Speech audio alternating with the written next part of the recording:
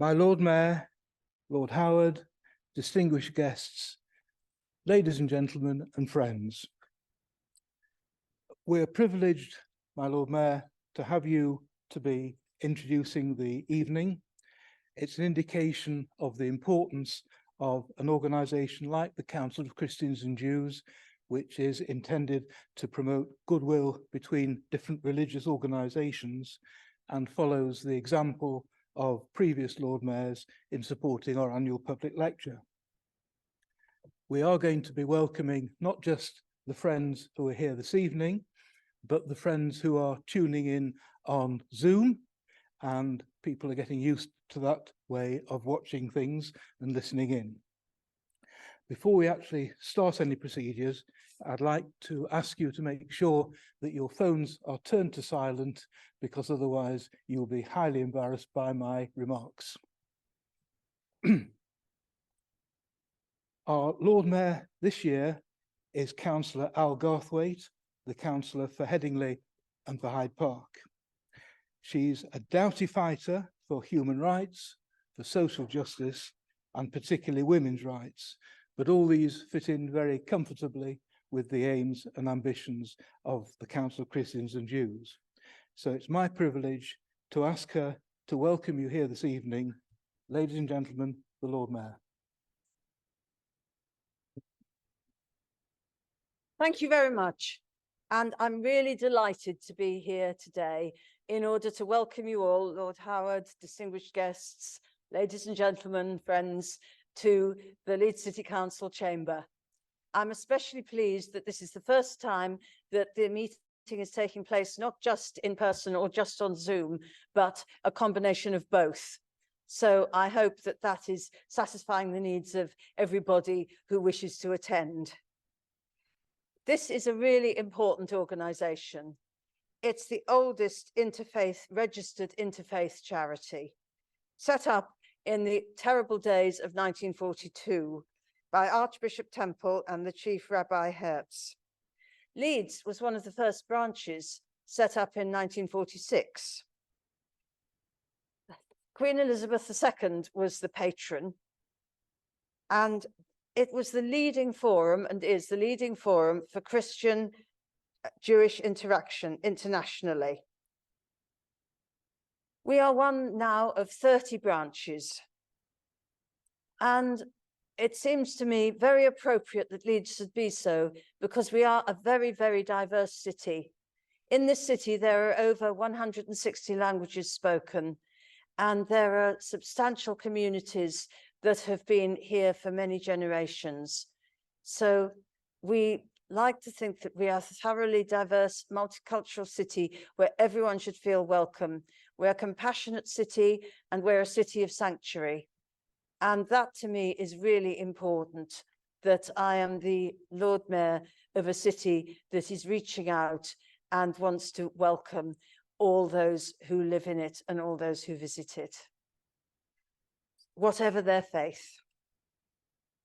So we've benefited from the input of different cultures over the years, and it's made us into the strong and city that we are today. Particularly, I'd say, in Leeds 2023, where we are celebrating a whole year of culture with lots of different diverse experiences. And I don't know if any of you have been able to take advantage of any of them, but if not, I commend them to you if you are able to attend any of them. They are really unique. So this major public event of the year is often held in this civic hall and welcomed, I understand, by the Lord Mayor. So again, I just want to extend to you my very warmest welcome, and hoping that you will, I know that seats are not the most comfortable, but I hope that you will still enjoy the evening to come. Thank you.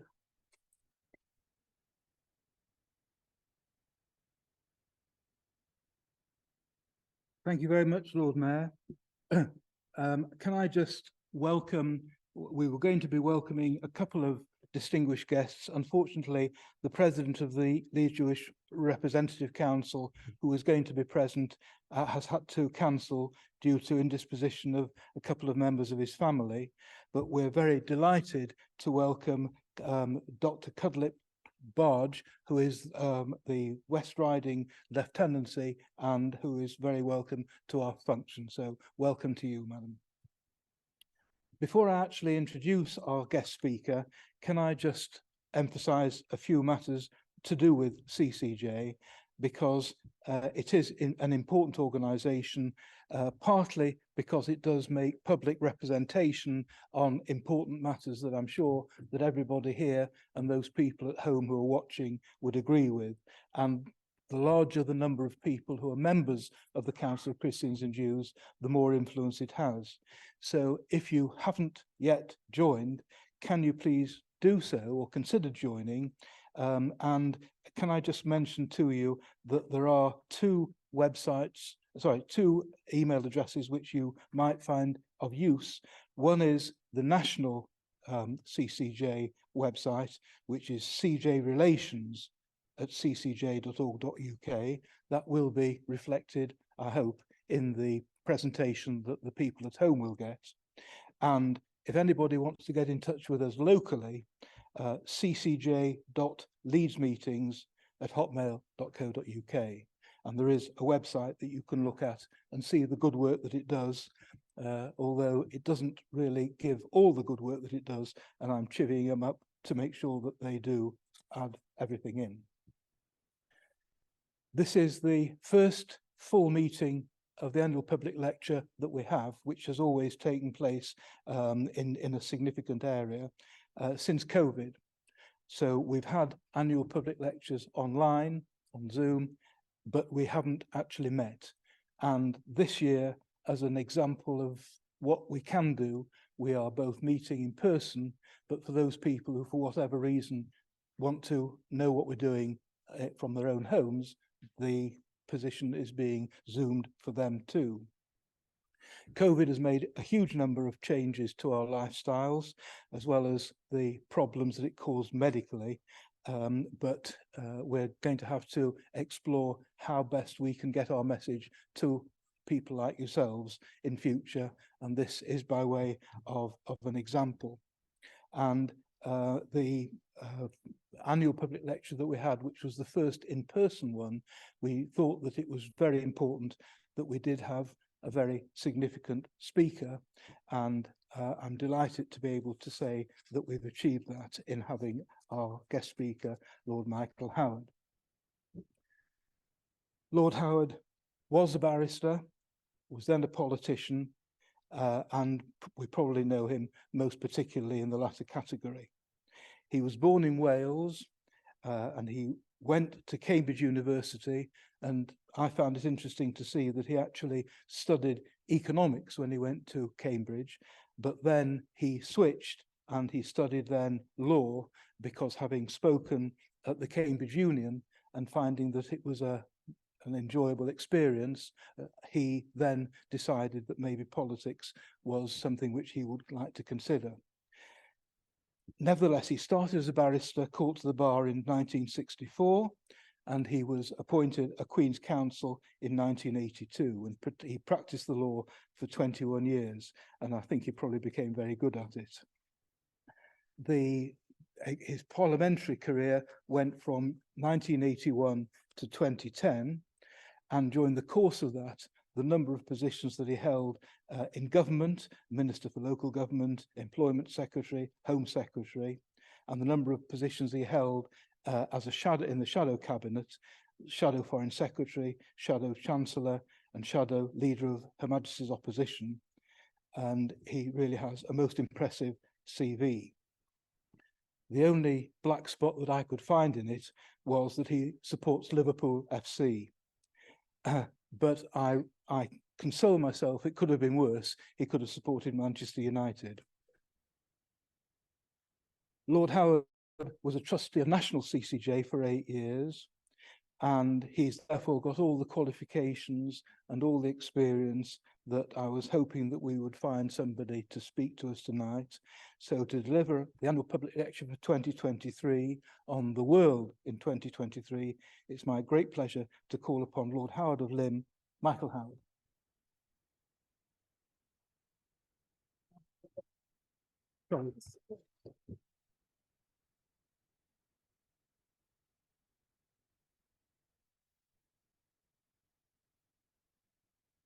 Lord Mayor, ladies and gentlemen, thank you very much, Tim, for that fulsome introduction.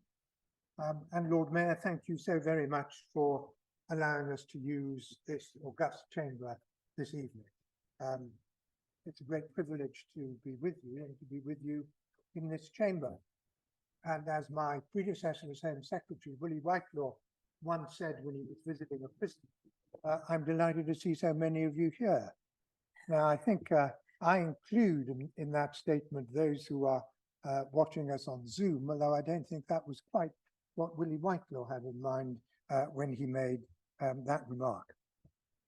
What I want to do this evening is to take a look around the world we inhabit and highlight some of the flashpoints which could ignite and heighten the difficulties and dangers that we face.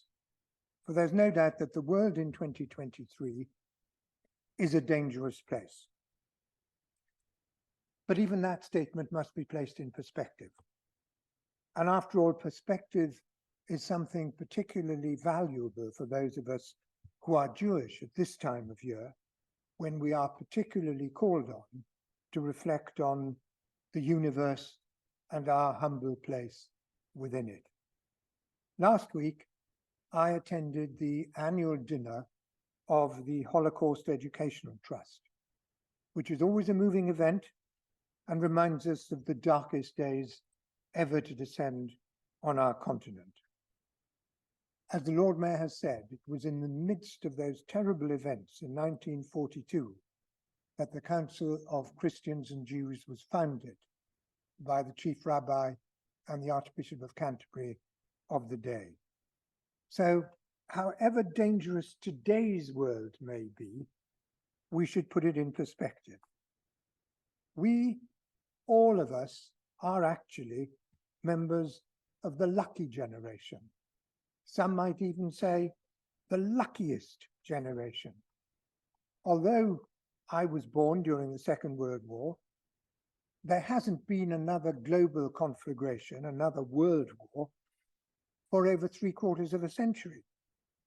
In the history of our planet, that's a long time to go without a war on that scale.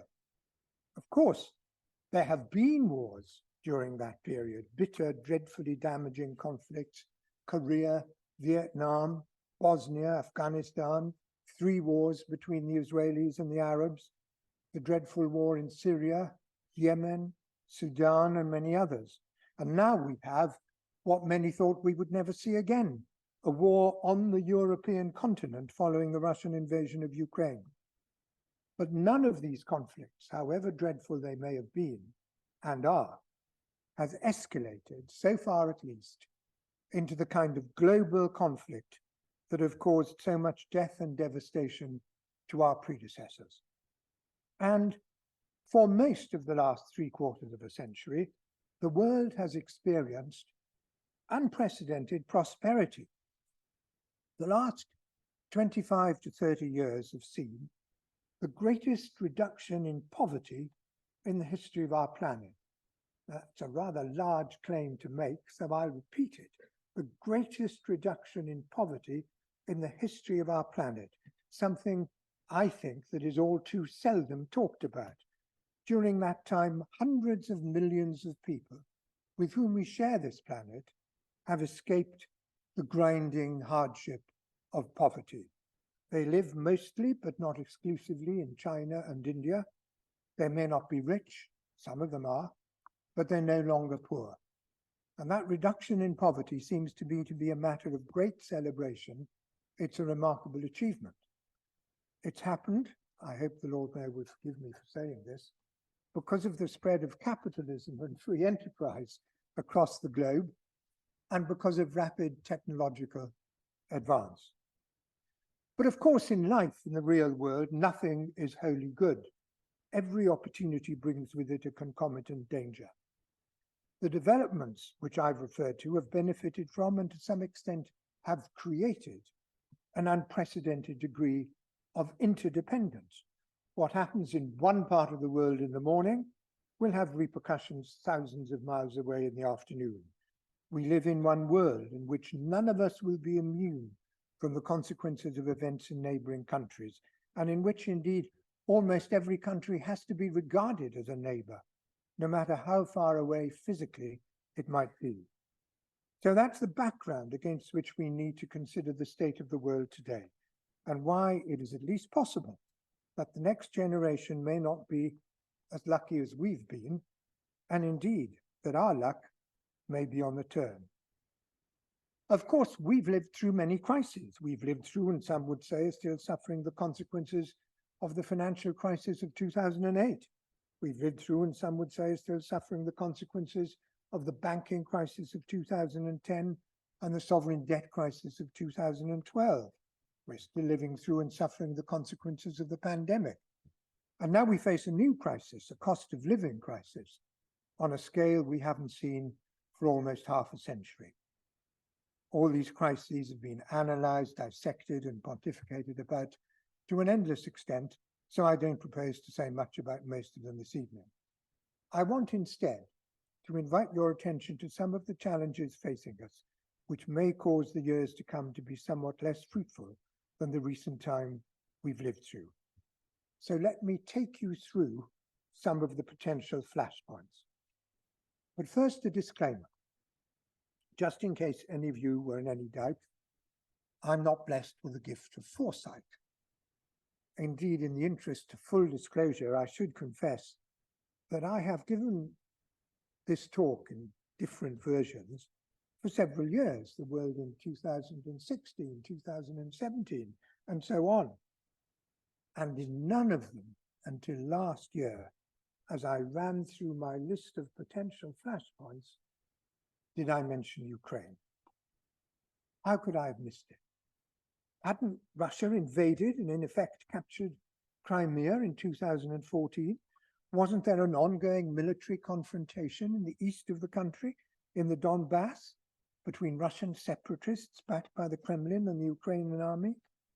Yes, of course, both these things are true. But the West hadn't really reacted to the invasion of Crimea, despite the fact that both the USA and the UK, as well as the Russian Federation, had signed the Budapest Accord, under which they all pledged to respect Ukraine's territorial integrity, and in exchange for which Ukraine gave up the considerable nuclear arsenal it had inherited from the USSR, of which, of course, it had been part. I remember in those days, people standing outside the gates of Downing Street, carrying placards saying, "Give us back our nukes." And they had a point. Crimea seemed to be regarded as a fait accompli. And in truth, no one was paying a huge amount of attention to the fighting of the Donbass.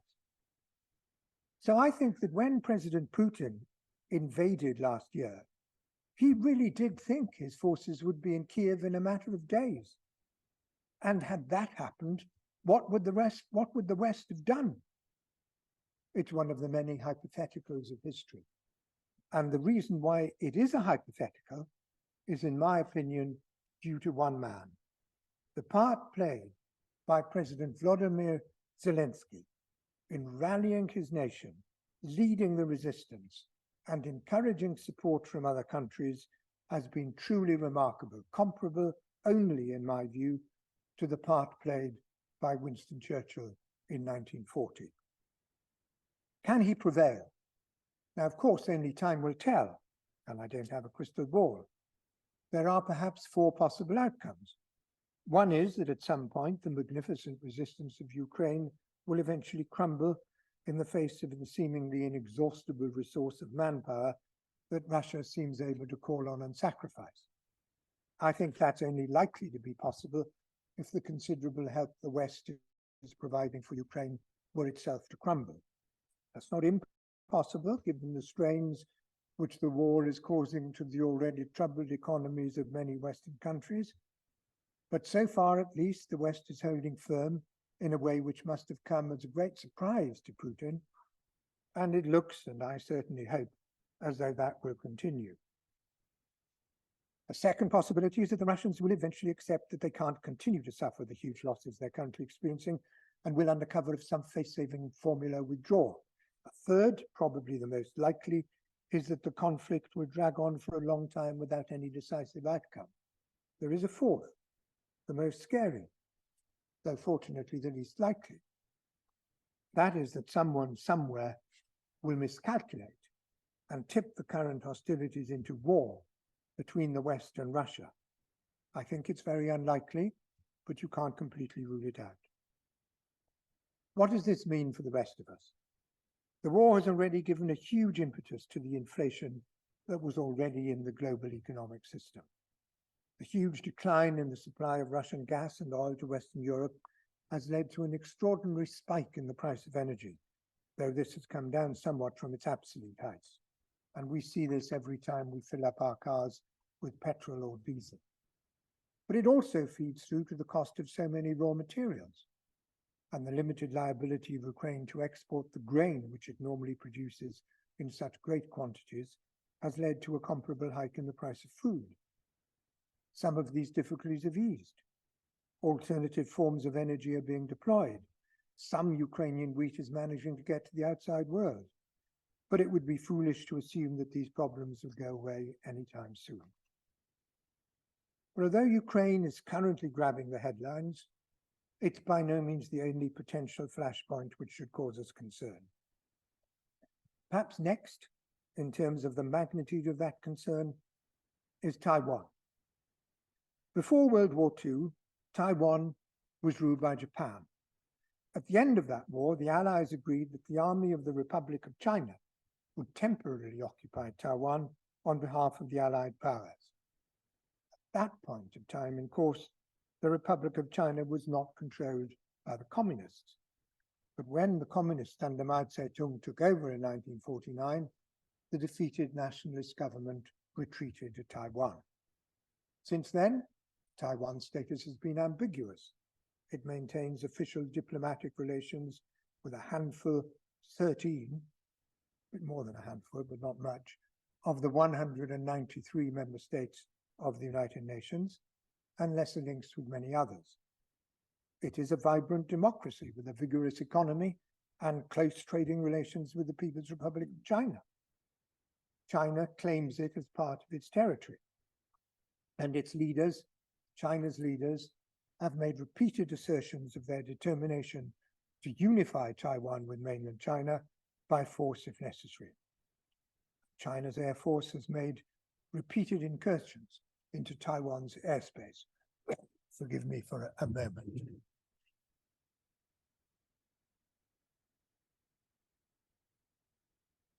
Now, no one quite knows what the American reaction would be if China were to invade. The official American position is described as one of constructive ambiguity.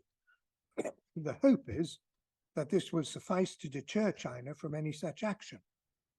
But the danger of miscalculation and accidental confrontation is ever present. And of course, Taiwan is only one aspect of the growing geopolitical rivalry between the United States and China, one of the greatest challenges which faces us all. History suggests that such rivals rarely end well. And history gives us a useful perspective on these events. When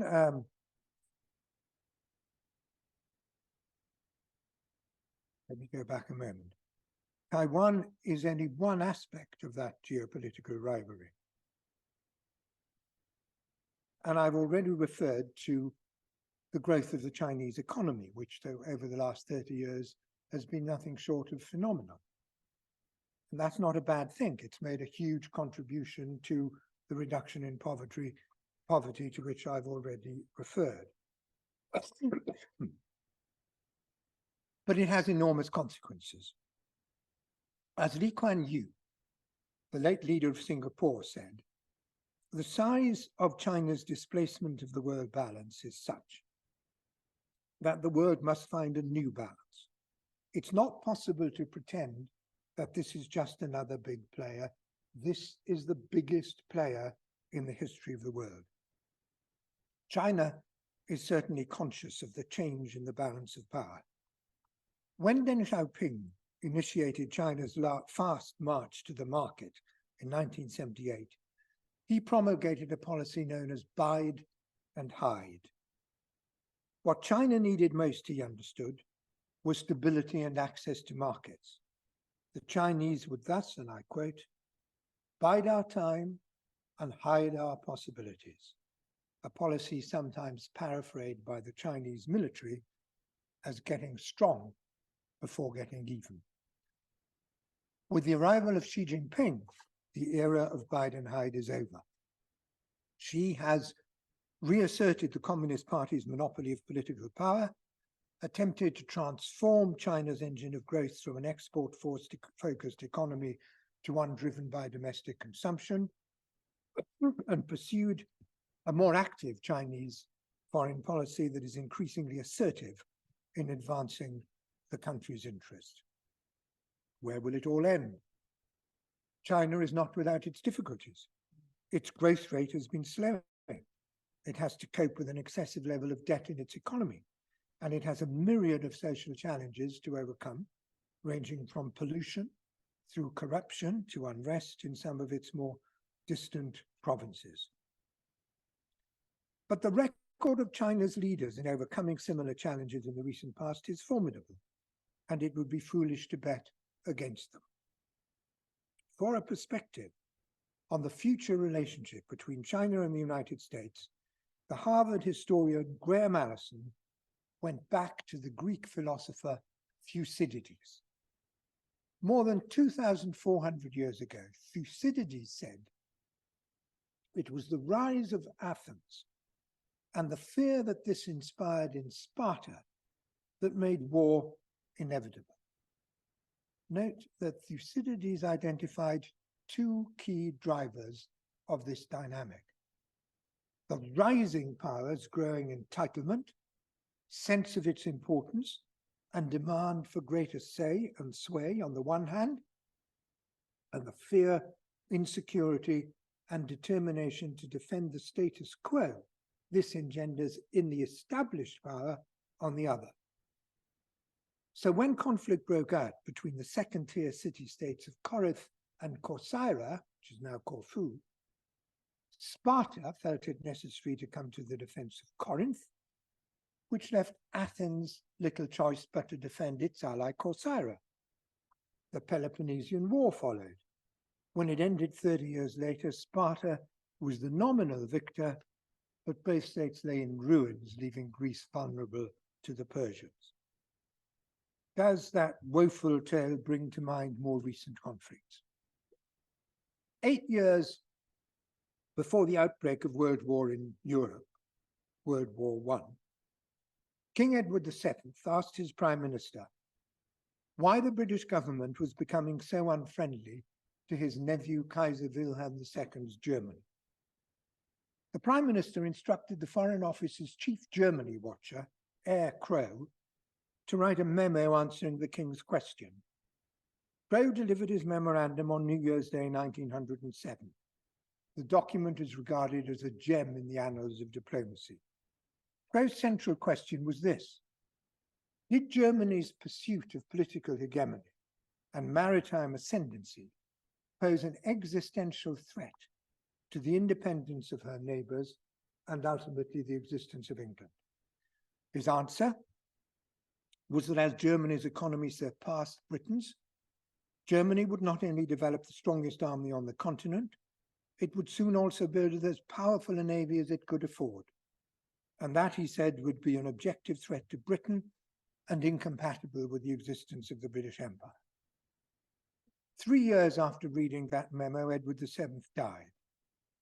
The two chief mourners at his funeral were his son and heir, George V, and his nephew, Kaiser Wilhelm, Queen Victoria's grandson, along with Theodore Roosevelt representing the United States. At one point, Roosevelt asked the Kaiser whether he would consider a moratorium in the German and British naval arms race. The Kaiser replied that Germany was unalterably committed to having a powerful navy. But he went on to explain war between Germany and Britain was simply unthinkable because, he said, I was brought up in England very largely. I feel myself partly an Englishman.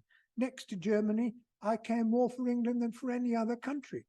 And he added with emphasis, I adore England. Wasn't enough. However unimaginable conflict seems, however catastrophic the potential consequences, however deep the cultural empathy between leaders, even blood relatives, and however economically interdependent states may seem, none of these factors were sufficient to prevent war in 1914 or would necessarily be sufficient to prevent it today. Graham Allison has carried out a study of the number of cases in the last 500 years in which there's been a rapid shift in the relative power of a rising nation that threatened to displace a ruling state. He has identified 16 cases. In 12 of the 16, the result was war. Here are some of his examples. When a rising revolutionary France challenged Britain's dominance of the oceans and the balance of power on the European continent, Britain destroyed Napoleon's fleet in 1805 and later sent troops to the continent to defeat his armies in Spain and at Waterloo. As Otto von Bismarck sought to unify a quarrelsome assortment of rising German states, war with their common adversary France proved an effective instrument to mobilize popular support for his objective. And after the Meiji Restoration in 1868, a rapidly modernizing Japanese economy and military establishment challenged Chinese and Russian dominance in East Asia, resulting in wars with both, from which Japan emerged as the leading power of the region. Of course, as Allison points out, each case is unique. Ongoing debate about the causes of the First World War reminds us that each is subject to competing interpretations. And when attempting to reason from history, we should be as sensitive to the differences as to the similarities among cases we compare. But history, I suggest, provides a sobering perspective when we consider the future of the relationship between the United States and China. And there's no shortage of potential flashpoints which could ignite with terrible consequences. Take the South China Sea. This is the focus of disputes involving both inland and maritime claims among several sovereign states within the region. Apart from the People's Republic of China, they involve the Republic of China, otherwise known as Taiwan, Malaysia, Indonesia, Vietnam, the Philippines, and Brunei. And as a high proportion of the world's trade, 1/3 of the world's trade, passes through the South China Sea, there are many non-claimant nations that want the South China Sea to remain as international waters, with several nations, including the USA, conducting freedom of navigation operations to protect what they regard as their rights. In addition to the strategic control of important shipping lanes, the interests of the nations involved include retaining or acquiring the rights to fishing areas and the exploration and potential exploitation of crude oil and natural gas under the waters of the sea. In July 2016, a tribunal constituted under the United Nations Convention on the Law of the Sea ruled against China's claims in a case involving a dispute with the Philippines. But the ruling is not enforceable, and China doesn't acknowledge the tribunal, insisting that any resolution should be through bilateral negotiations with other claimants. We're talking about one of the busiest shipping routes in the world. More than half the tonnage of oil transported by sea passes through the South China Sea, 3 times greater than the amount passing through the Suez Canal and 5 times greater than the amount passing through the Panama Canal.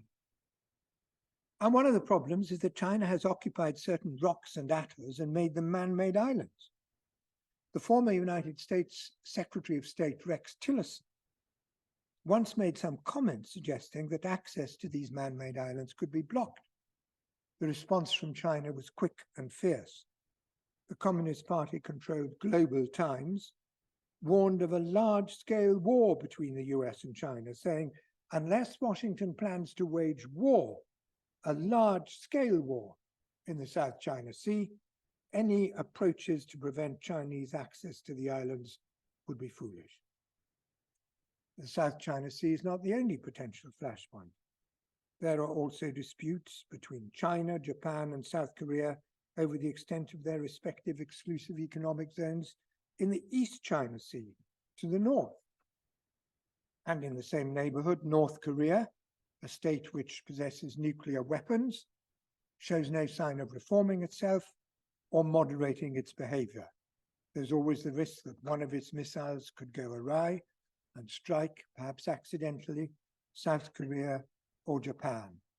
There's also the danger that the country could implode, causing large-scale population movements to South Korea and China. It certainly has the potential to trigger instability in a very sensitive area. The same is true of another nuclear power, Pakistan. Pakistan is poor. It has nuclear weapons.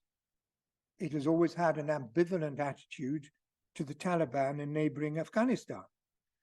I remember visiting it in the 1990s as Home Secretary, when the Interior Minister in Benazir Bhutto's government told me that the Taliban were nothing like as bad as we in the West thought, and that we should do business with them.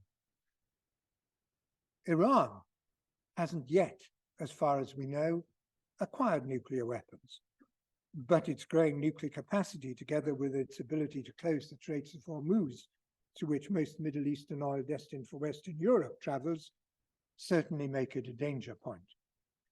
Talks have been underway to restore the agreement which was signed in 2015 to slow Iran's progress towards a military nuclear capability. President Trump withdrew the United States from the agreement in 2018, and since then Iran's march towards nuclear capability seems to have accelerated.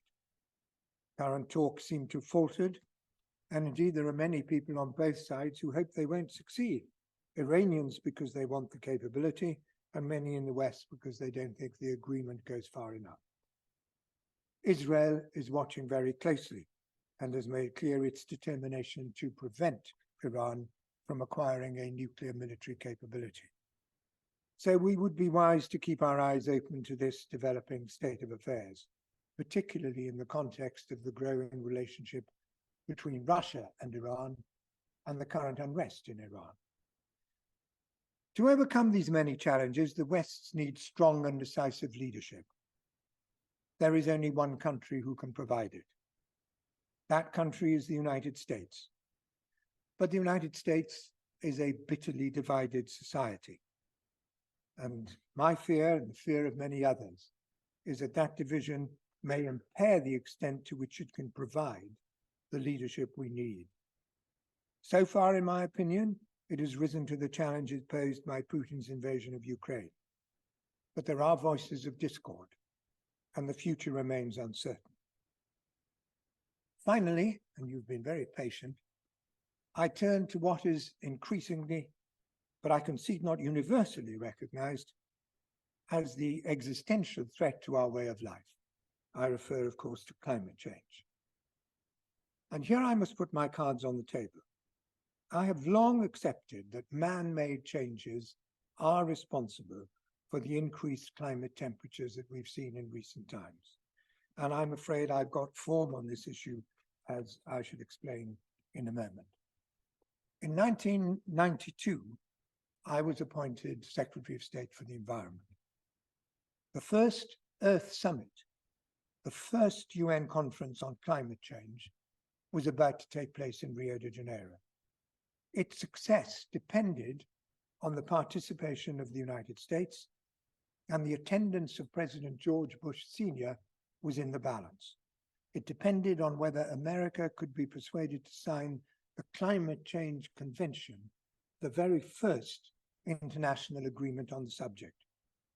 So I was told to go to Washington to make sure it did. No small task and no pressure. So off I went, and there followed the single most interesting day of my entire 12 years in government. I met the political heads of several departments, the Environmental Protection Agency, the Energy Department, the Interior Department, who were all perfectly open with me about their disagreement with each other. Some said it was in their view essential that they would sign. Others said they thought it would be a terrible mistake. The only thing they could agree on was whether they signed or not depended entirely on my meeting at the State Department at the end of the day. I broke off for lunch at our ambassador's residence, attended by 2 aides from the White House. They completely disagreed with each other. The only thing they could agree on was that whether they signed depended entirely on my meeting at the State Department at the end of the day. So off I went eventually to the State Department to meet Robert Zoellick, who was then number 3 in the department and later became president of the World Bank. We sat down together, we went through the convention line by line, reordering a paragraph here, inserting a comma or two there, until eventually we had a text which we both thought acceptable. My next call was the White House, where I saw Brent Scowcroft, the president's national security advisor. Well, he said, I guess if it's okay with Bob, it'll be okay with the president. And off I went to Dallas Airport to get the flight back home. Next morning, no sooner had I got to the office when Bob was on the phone. The president wants a change, he said. He told me the change, and I said there was absolutely no way that would work. Apart from anything else, the Europeans, I said, would never accept it. I knew you'd say that, Bob replied. Don't worry, it'll be okay.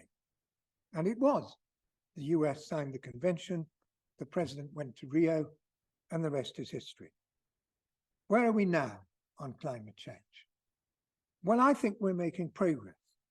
The commitments made at recent conferences by the world's leaders won't quite take us to where we need to be, but they do represent progress. And on this subject, just as well as it's the last thing I want to deal with before I finish, I am a qualified optimist. I think science is going to ride to the rescue, just as it has in the development of vaccines against COVID.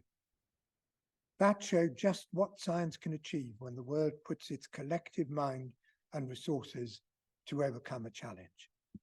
The vastly heightened interest and attention now being paid to the challenge of climate change can, and I think probably will, enable us to avert the most serious consequences.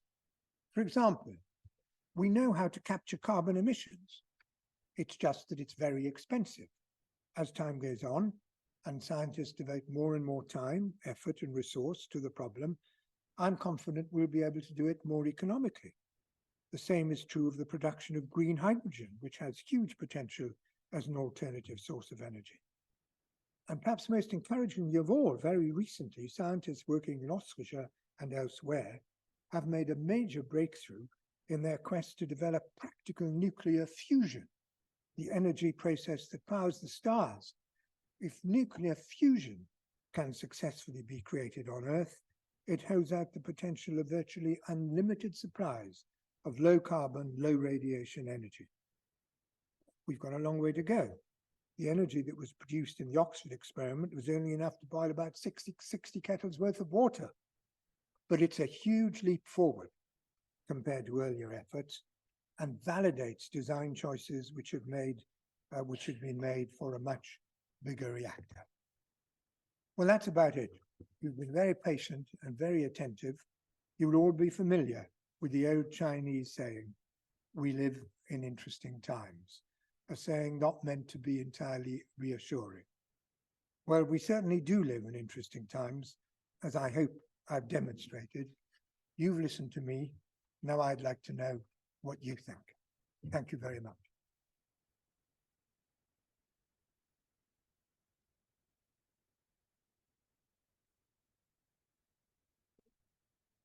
Thank you very much, Lord Howard. Lord Howard has indicated that he would be happy to answer questions and invites audience participation. If anybody is called to give a question, the way you will do it is into the microphone which is in front of you, and if you open the drawer and press the button on the piece of equipment inside the drawer, that will activate the microphone, and he will be able to hear what you have asked. So, do I have any questions from the audience? And since there isn't anybody jumping up immediately, I'm going to use my chairman's prerogative and raise a question myself. But that's only an introduction, and you'll be welcome to think of questions to ask after this. Lord Howard, you've mentioned various individual country problems. One thing that you haven't mentioned is the transmission of people from one part of the world to another part of the world, and the effect that that will have on the constituency of the people of that new, particularly from Africa and Asia to Europe, and how that is going to impact upon the life and the behavior and the existing qualities of life in Europe. So is it the case that any such transfer of people is relatively small and insignificant, or is that another matter which is going to give us cause for concern?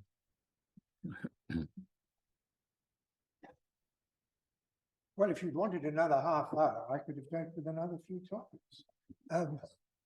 It is a problem. It is a challenge.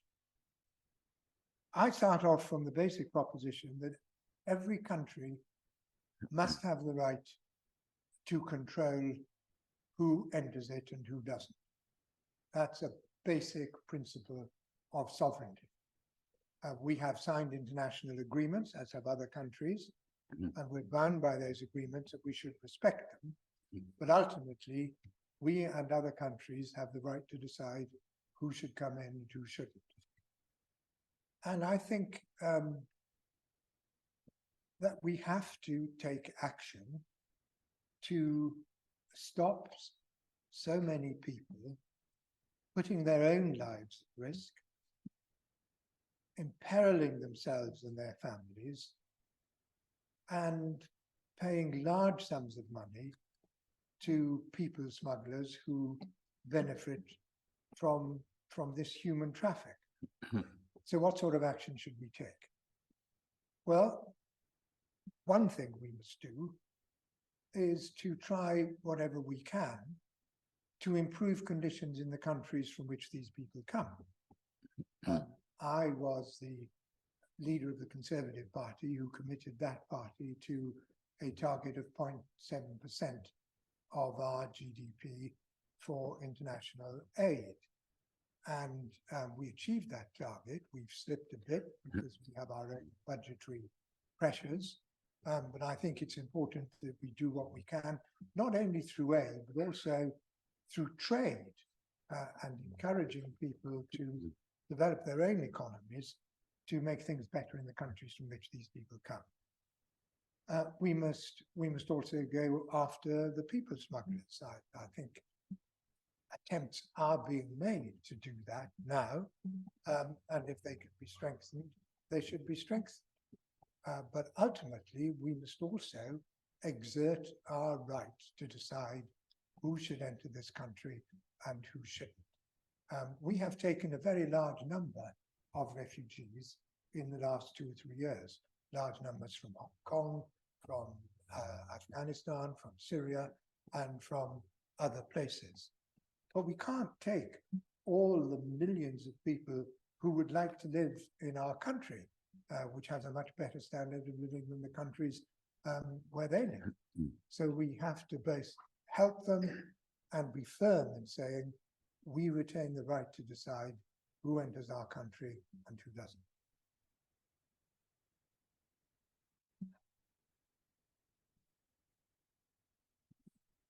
Hello. If you were appointed as the mediator between Russia and Ukraine in the effort to end the war, what advice would you be giving to the respective presidents?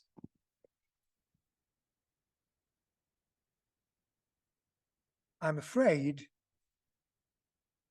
I don't think at the moment, at any rate, there's any place for mediation. I think Ukraine has to decide whether, when, and if it is possible to cease hostilities.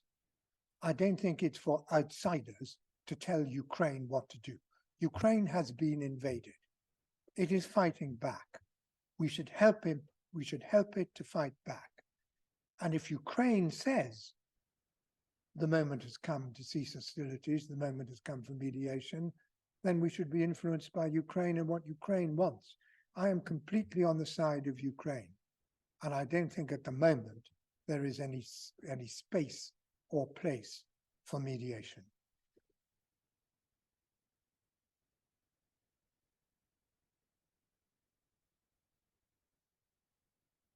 Lord Howard, when you were in active and senior politics, you must have been confronted by many, many complex problems, many of which you've just illustrated for us. But if you were given the proverbial magic wand to do one thing, what would it be?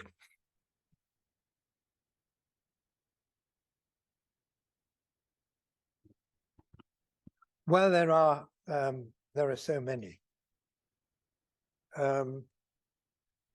If I had a magic wand, I would get our economy growing again. I mean, it is growing, but it's growing slowly.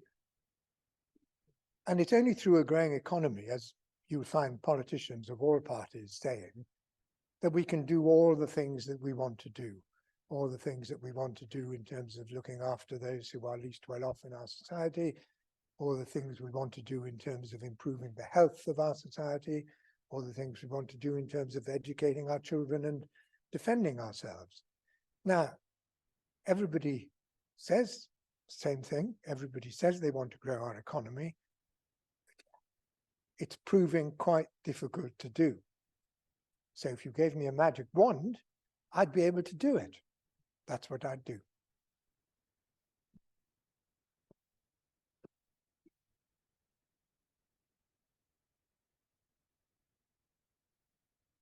Given the climate change issues that we have to deal with and the amount of land and diversity land that is now given over to agriculture and the deforestation for palm oil and so on, how would you tackle feeding 11 billion people as we're projected to get in the next 50 years? Science has made and is making tremendous advances in finding new crops, new ways of growing things, new ways, much more productive ways of feeding people. This is a debate that has gone on at least since 1798, when the well-known famous economist Thomas Malthus wrote a book in which he said, the world's population is outgrowing our ability to feed it. He said it back in 1798. Well, we've come 225 years since then, and we've managed to feed a population that has grown far beyond what Malthus ever imagined. And I think we can continue to do that. I have great faith in the ingenuity of human mankind and the ability of science to help us crack these problems. It's done so in the past, and I think it'll continue to do so.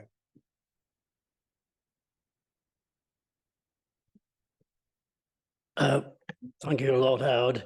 I'm a councillor in this place, and so I'm quite familiar with it, as is my wife. And just by way of explanation, we have met you before. We met at Huddersfield Town Football Club. I don't know whether you remember, when you were leader of the party. But my question was, no, they weren't. My question was, Rishi Sunak has made some adjustments today to his plans. And given your remarks on climate change, I wonder how you reacted to those. I'm sympathetic to what the Prime Minister's announced. I don't think we're going to overcome the climate change challenge by wearing hair shirts. I don't think that's really the way forward. He's kept the target of net zero by 2050. That's the key. That's important. That's the key thing. I certainly would have been unhappy had he not kept to that target. But he's kept to that target. He's adjusted some of the steps along the way, and I think they are perfectly reasonable steps to have adjusted, because quite honestly, some of the earlier milestones were becoming unrealistic. So I think we've got a reasonable chance of getting there, but the way to get there is not by imposing terrible hardships on people or by asking them to pay huge amounts of money to change their boilers in double quick time when they haven't got the money to do that, but by encouraging science globally to come to our rescue and to find more economical ways of dealing with the problem.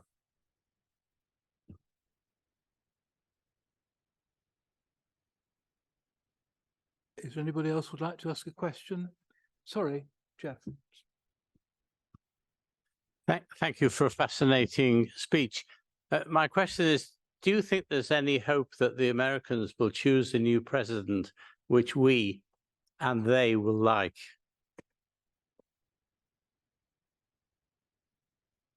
Well, you say, is there any chance? There's going to be a chance. And who knows? I mean, it's, how should I put it? Trying to be diplomatic. At the moment, we don't seem to have an ideal choice. They don't seem to have an ideal choice. But who knows? Things may change. As you know, I go back a long way. I happened to be in New Hampshire in 1968 during the Democratic primary. And in the 1968 Democratic primary, a relatively unknown senator called Gene McCarthy beat Lyndon Johnson, who was the president. And I got on a plane immediately after the result was announced. By the time we landed at Heathrow, Johnson had said he changed his mind and he wasn't going to run. And I have a sort of faint hope that someone in the Democratic Party will challenge President Biden in the New Hampshire primary and do very well, and the president will change his mind. I was talking about this to an American at a charity dinner I was at a couple of nights ago, and he said one thing which I think we would all agree with. He said, the party that changes its candidate will win.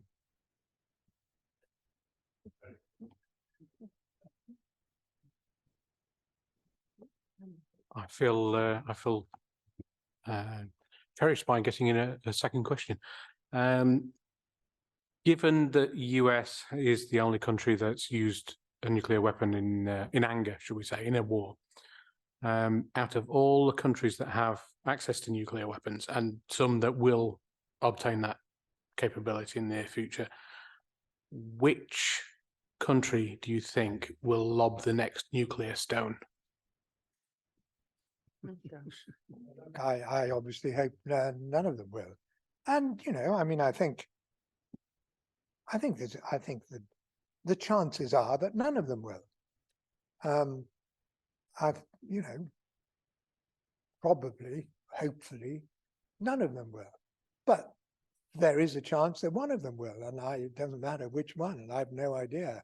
I've given you some examples of countries which could be provoked into doing it, or which could do it accidentally, or which could do it for all sorts of bizarre reasons. It is a danger and it is a threat, and it's something we should take seriously. But I don't think it's a foregone conclusion that we will face that terrible eventuality.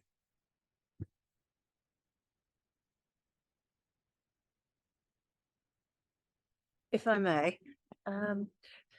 you'll be we all know that among the public and large, certainly in this country, there's increasingly distrust of politicians and dislike and lack of belief that politicians ever tell the truth.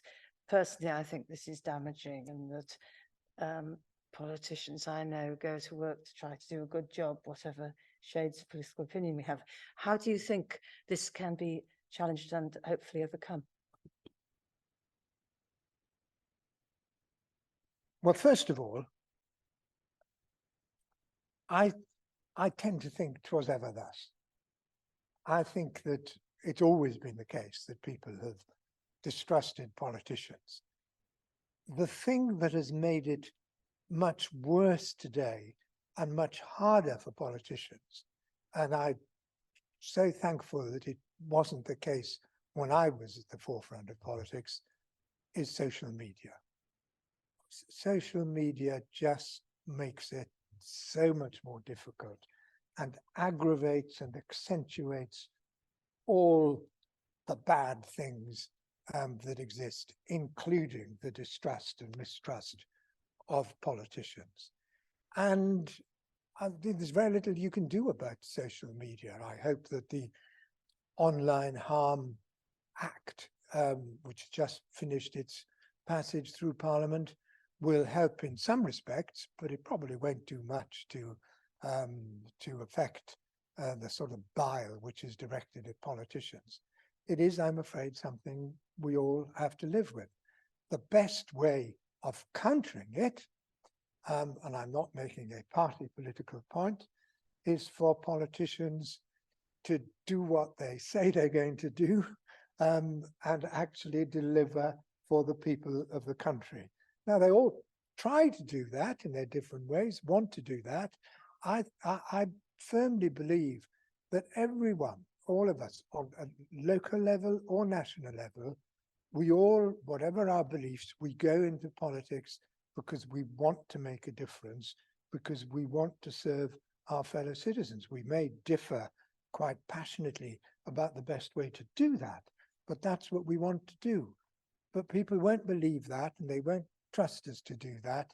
And the best way we can show them that we should be trusted is by doing what we say we're going to do and by delivering for them.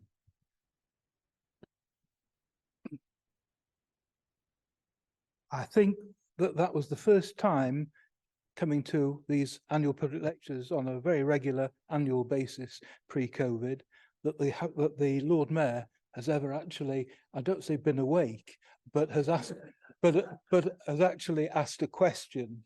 And I don't think, Lord Mayor, that we can proceed any further with the questions, particularly in view of the time. Leeds CCJ does have a number of people on its executive and a number of people who work in that way, and a number of other people who work in obtaining donations.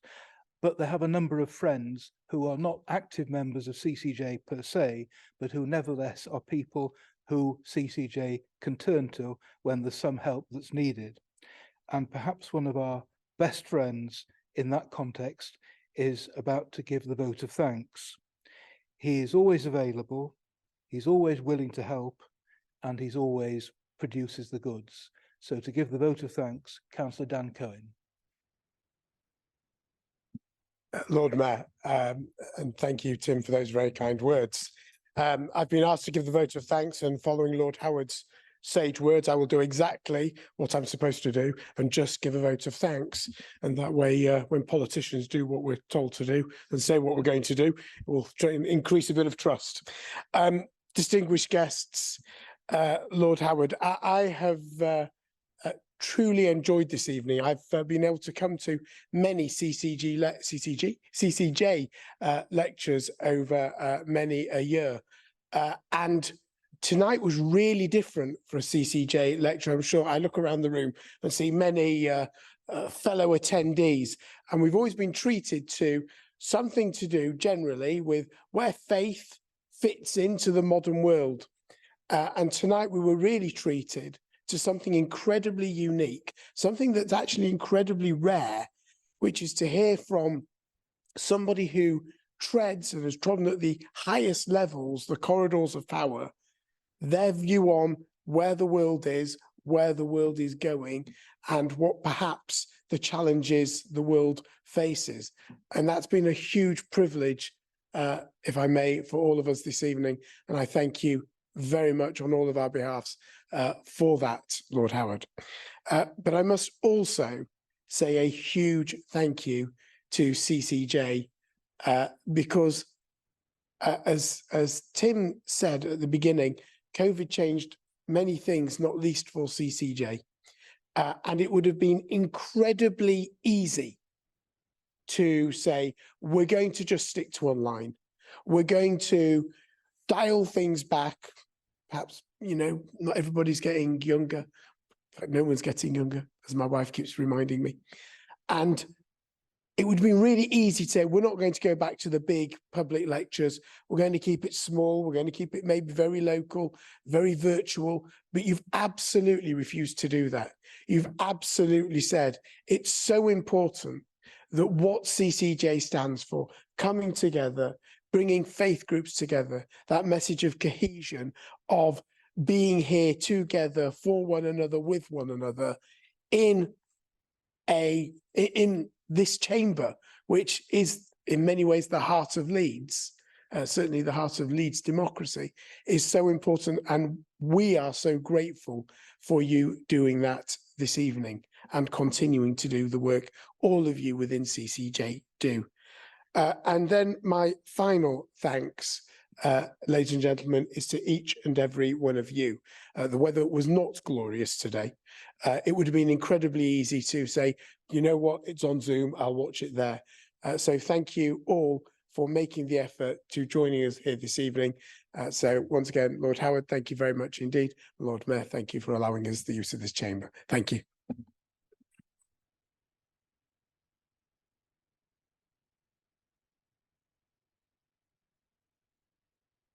Can I just add to that vote of thanks? Lord Howard arrived in Leeds at about 5 o'clock, and he came and we had dinner together. And I said to him, well, you've had a rush today because he was in Germany yesterday. You can have a sleep in at the hotel and get up at a comfortable time tomorrow. And he said to me, well, that would be so, but I've got to be on the train to London at 7 o'clock. So he certainly has put himself out to a great extent to be with us. And in addition, I shan't go into detail, but he has been extremely generous too. And we're very grateful to him for these matters, not only what Dan said, but these things which Dan didn't know.